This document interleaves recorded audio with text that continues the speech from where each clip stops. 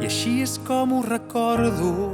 Va ser un nen que estava perdut al desert i amb la seva manera d'entendre les coses de cop se'n va obrir un univers.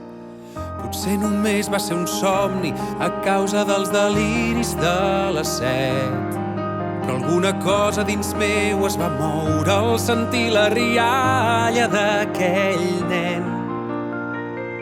I allà vaig aprendre que tot depèn de mi i que tots tenim un petit príncep a dins, només cal voler-lo sentir. I allà vaig aprendre que l'essencial és invisible als ulls, que aprendre a estimar i ser feliç és el que vull.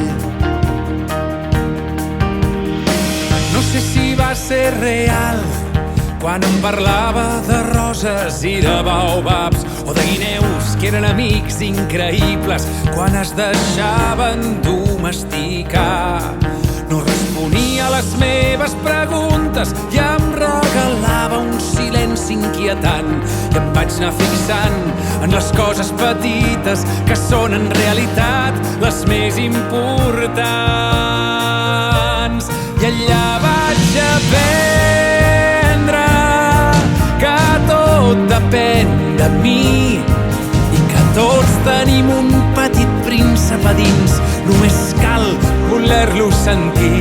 I allà vaig aprendre a mirar-me el món d'una manera diferent. I això ho va fer ell. I allà vaig aprendre a recordar que jo també vaig ser un nen. És el que ens passa a les persones grans, que sovint ens n'oblidem.